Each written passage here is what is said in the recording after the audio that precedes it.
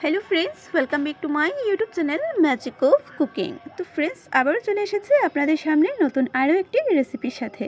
আর আজকের রেসিপি হচ্ছে পালক পনির। আজকে করব পালক পনিরের রেসিপি। তো যেহেতু ঘরে পালক এসেছে আর পনিরও আছে, ভাবলাম তো আজকে পালক পনিরটা করে নেওয়া যাক আর আপনাদের সাথে শেয়ার করা হয়ে যাবে। তো পালক পনির বানানোটা কিন্তু খুবই সহজ, একদম কম সময়ের মধ্যে হয়ে যায়।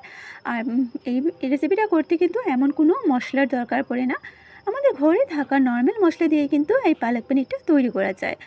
তো আর বেশি কথা না বাড়িয়ে চলুন আজকের এই পালক পনিরের রেসিপিটা দেখে নেওয়া যাক। এই রেসিপিটা আমি কিভাবে করছি আর কী কী উপকরণ দিয়ে করছি আমি সেটাই আজকে আপনাদের সাথে শেয়ার করব। খুবই সহজ রেসিপি। তো যারা প্রথমবার আজকে আমার এই ভিডিওটি দেখছো তারা ভিডিওটি প্লিজ শেষ পর্যন্ত দেখবেন, আর ভালো লাগলে লাইক শেয়ার সাবস্ক্রাইব করে পাশে থাকবেন। তো চলুন এবার দেখে নেওয়া যাক রেসিপিটা। পালক পনিরটা করার জন্য এখানে আমি পরিমাণ মতো পালক নিয়ে নিয়েছি দেখুন। আর পালকের মধ্যে অনেক নোংরা থাকে, তাই পালকগুলোকে ভালো করে ধুয়ে নিতে হবে। তো ধুয়ে নিয়ে আসছি। তো দেখুন এখানে পালকগুলোকে আমার ধোয়া হয়ে গেছে, খুব ভালো করে ধুয়ে নিয়েছি। এবার পালকগুলোকে আমি রাফলি একটু কেটে নেব। তো কাটাটা হয়ে গেছে, আমি এইভাবে করে কেটে নিয়েছি। আপনারা চাইলে আরও ছোটো করে কাটতে পারেন বা নাও কেটে কিন্তু এটাকে রান্না করতে পারেন। তো এবারে আমি পালকগুলোকে একটু বয়েল করে নেব, একটু সেদ্ধ করে নেব। সেদ্ধ করার জন্য দেখুন আমি গ্যাসের মধ্যে একটা পাত্র বসিয়ে দিয়েছি আর জল দিয়েছি। এবারে পালকগুলোকে সেদ্ধ করে নেব। তো আমি কেটে সেদ্ধ করছি, আপনারা না কেটেও এটাকে পুরো পাতাটাকে কিন্তু সেদ্ধ করে নিতে পারেন। এবারে আমি গ্যাসের আঁচটাকে মিডিয়াম আঁচে করে দিয়েছি আর এটা এবার সেদ্ধ করব। আর পালক সেদ্ধ হতে খুব একটা বেশি সময় লাগে না, 2 মিনিটের মতো সময় লাগবে আর সেদ্ধ হয়ে যাবে। তো এবার এটাকে ভালো করে একটু জলের মধ্যে এইভাবে ডুবিয়ে দিয়ে একটা ঢাকনা দিয়ে ঢেকে রাখবো। তো দেখুন পালকটা সেদ্ধ হয়ে গেছে, খুব সুন্দর করেই সেদ্ধ হয়ে গেছে এটা।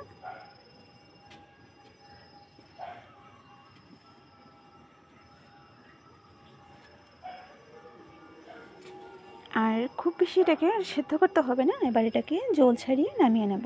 তো দেখুন এখানে একটা আমি পাত্রের মধ্যে জল নিয়ে নিয়েছি, এটা হচ্ছে নর্মাল জল সেটার মধ্যে এবার আমি পালকগুলোকে দিয়ে দেবো, সেদ্ধ করা পালকগুলো। কারণ সেদ্ধ করা পালকগুলো কিন্তু সেদ্ধ করার পর কালারটা চেঞ্জ হয়ে যায়। এটা আপনাদের কাছে একটা টিপস রইল যে সেদ্ধ করা পালকগুলো যদি আমরা রান্না করি তাহলে কিন্তু কালার অনেকটাই চেঞ্জ হয়ে যায়। সেই জন্য এই পালকগুলোকে সেদ্ধ করার পর যদি আমরা ঠান্ডা জলের মধ্যে এইভাবে ঠান্ডা জলের মধ্যে আমরা কিছুক্ষণ রেখে দেই, মানে 2 মিনিটের মতো রেখে দেই ঠান্ডা হওয়া পর্যন্ত, তবে কিন্তু আমাদের পালকের যেরকম কালার থাকে সেই রকম কালারটাই থাকবে, একটুকু কালার চেঞ্জ হবে না। যেমন দেখতে পাচ্ছেন তেমনই কালার থাকবে।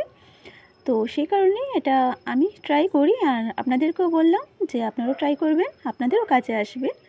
তো যেহেতু পালক পনির করছি তো পনির তো লাগবেই। তো দেখুন এখানে আমি নিয়ে নিয়েছি পনির, আর এদিকে কিন্তু পালকটা 2 মিনিটের জন্য আমি ঠান্ডা জলে রেখে দিয়েছি। এটা ঠান্ডা জলে ঠান্ডা হতে হতে এদিকে আমরা পনিরটাকে রেডি করে নিলাম। আর দেখুন এখানে আমি পনিরটাকে দেখতে কীরকম লাগছে, কারণ এটা হচ্ছে ঘরে তৈরি করা পনির। আমি নিচে ঘরে তৈরি করেছি পনিরটাকে, আর সেই কারণে এটা কিন্তু সাইডটা খুব একটা সুন্দর আসেনি, কিন্তু সুন্দর না আসলেও এটা কিন্তু খেতে বুঝতেই পাচ্ছেন কতটা টেস্টি হবে, যেহেতু ঘরে তৈরি করা পনির আছে। তো আজকে পালক পনিরটা খেতে ভীষণই টেস্টি হবে ঘরের পনির বলে। আর দেখুন এখানে আমি পিস পিস করে নিয়েছি পনিরগুলোকে, বানিয়ে তারপর টুকরো করে নিয়েছি। আর এইগুলো হচ্ছে সাইডের যে এক্সট্রা যে পোর্শনগুলো ছিল সেগুলোকেও আমি দিয়ে দেব। তো এবার কিন্তু আমরা পরের স্টেপে চলে যাব। আর এদিকে কিন্তু আমার পালকটাও ঠান্ডা হয়ে গেছে। এবার একটি মিক্সির মধ্যে পালকগুলোকে জল ঝরিয়ে তুলে নেব। তো মিক্সির মধ্যে নিয়ে তারপরে পালকগুলোকে পেস্ট করে নিতে হবে। তো দেখুন আমি একটা সবগুলো নিয়ে নিয়েছি, এবার পেস্ট করে তারপরে ফিরছি। তো দেখুন পালকগুলো আমার পেস্ট করা হয়ে গেছে, একদম পেস্ট করে নিয়েছি। এবার কিন্তু আমরা রান্নাটা শুরু করব। তো এবার এই পালকটা বানানোর জন্য সবার প্রথমে একটা মশলা তৈরি করে নেব। তো মশলাটা তৈরি করার জন্য আমি একটা বাটি নিয়ে নিয়েছি। এবার এর মধ্যে যা যা মশলা আমি পালক পনিরের মধ্যে ইউজ করছি সব মশলা এখানের মধ্যে আমি দিয়ে দেব।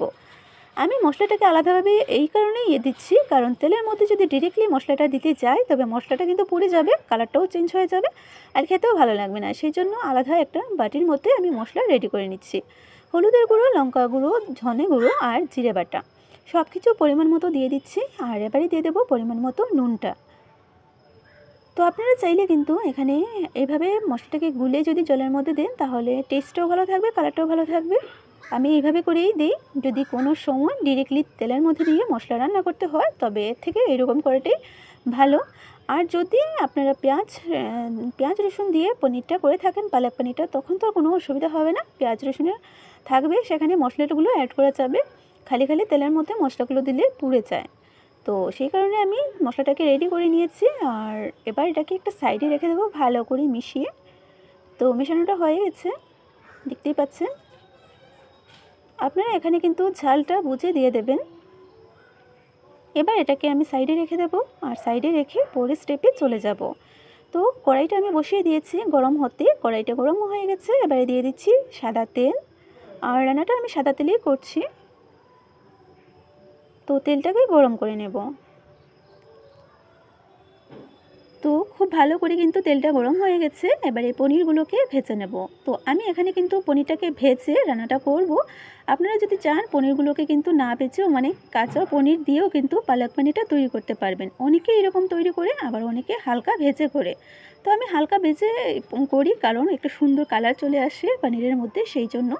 তো খুব একটা বেশি ভাজবো না, আর হলুদ গুঁড়ো দিয়েও ভাজবো না, নুন হলুদ কোনো কিছু দিয়ে ভাজবো না। শুধু পনিরগুলোকে সাদা তেলের মধ্যে নাড়াচাড়া করে নেব। একটু কালার চলে আসলে তারপরে তুলে নেব। তো দেখুন হালকা হালকা ওপর থেকে কালার চলে এসেছে। আর এটাকে বেশি ভাজবো না, এবার জাস্ট অপর সাইডটাকে একটু কালার আসার পর তারপরে নামিয়ে নেব। তো এইভাবে করে সমস্ত পনির আমি ভেজে নেব।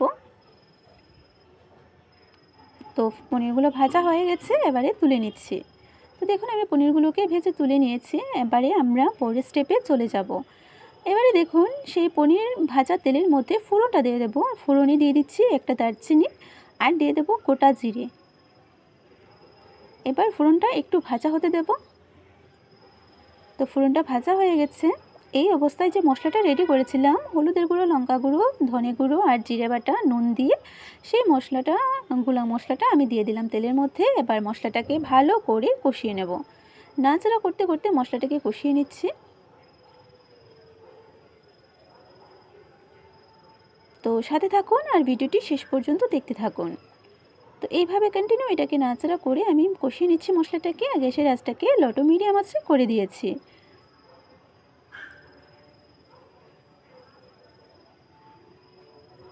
তো দেখুন আমার মশলাটা কিন্তু মোটামুটি কষানো হয়ে গেছে। আর দেখতেই পাচ্ছেন পুরোপুরি কিন্তু আমার মশলাটা এবারে কষিয়ে নিয়েছি। মশলার তেল ছেড়ে দিয়েছে। এবারে এখানে আমি পেস্ট করে রেখেছিলাম যে পালকটা, সেটাকে দিয়ে দেব। আর এর আগে আমি এখানে সামান্য হিং দিয়ে দিচ্ছি। হিংটা আমার একটু আগে দেওয়ার কথা ছিল, সেটা আমার ভুল হয়ে গেছে, দিইনি। সেই বলে আমি হিংটাকে দিয়ে দিচ্ছি। আর হিংটাকে দিয়ে আবারও একটু নাড়াচাড়া করে নেব। তো নাড়াচাড়া করে তারপরে এখানে পেস্ট করা পালংটা দিয়ে দিচ্ছি।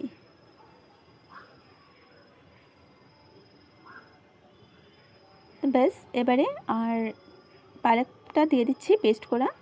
আর এটা দিয়ে তারপরে মিক্সিটা ভালো করে ধুয়ে তারপরে একটু জল এখানে দিয়ে দিচ্ছি। আর এখানে দিয়ে দেবো এবারে আদা কুচি। ব্যাস এবারে ভালো করে সব কিছুকে মিশিয়ে নেব। খুব ভালো করে মশলার সাথে আদা কুচি আর পালকটাকে মিশিয়ে নিচ্ছি, পালকের পেস্টটাকে। কারণ পালকের আর আদা কুচির যে একটা কাঁচা স্মেল থাকে, সেটা যাতে চলে যায়, সেই কারণে এটাকে তেলের মধ্যে এইভাবে একটু নাড়াচাড়া করে নেব, যাতে কাঁচা ভাবটা চলে যায় আর পালকের যে এক্সট্রা জল আছে সেটা শুকিয়ে যায়। এই কাজটা কিন্তু একটু সময় নিয়ে করতে হবে, তাহলেই কিন্তু খুব টেস্ট হবে পালকটা খেতে, পালক পনিরটা।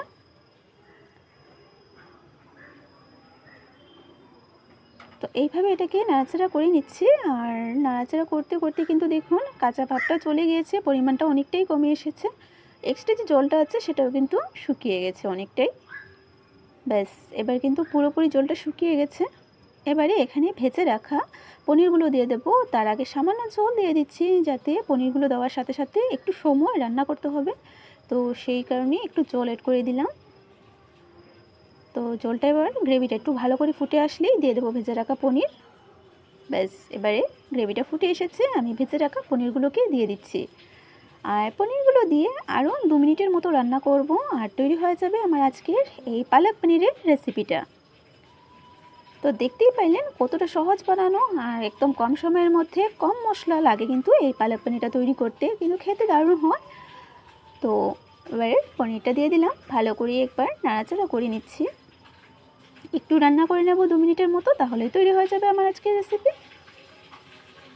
তো দেখুন এবারে কিন্তু আমি একটা প্লেটের মধ্যে নিয়ে নিচ্ছি, আর এর মধ্যে কিন্তু আমি নামানোর আগে উপর থেকে আমি একটু ক্রিম দিয়ে দিয়েছিলাম। তো এবার আমি এটাকে নামিয়ে নিচ্ছি, আর নামানোর পর আবারও আমি এখানে কিন্তু ক্রিমটা অ্যাড করব, দুধের যে ক্রিমটা থাকে সেটা। তো তৈরি হয়ে গেল আমার আজকে পালক পনিরের রেসিপিটা কেমন হয়েছে কমেন্ট করে অবশ্যই জানাবেন। ভালো লাগলে লাইক শেয়ার সাবস্ক্রাইব করে পাশে থাকবেন। এবারে ওপর থেকে আমি আবারও দিয়ে দিচ্ছি ক্রিমটা, দুধের ক্রিমটা আমি দিয়ে দিচ্ছি উপর থেকে।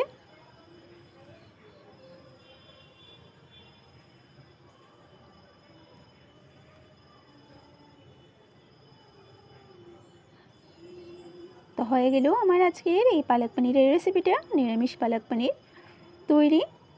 অবশ্যই জানাবেন কেমন হয়েছে কমেন্টের মাধ্যমে। আবারও চলে আসবো আপনাদের সামনে এইরকম নতুন নতুন রেসিপির সাথে। সবাই ভালো থাকবেন, সুস্থ থাকবেন।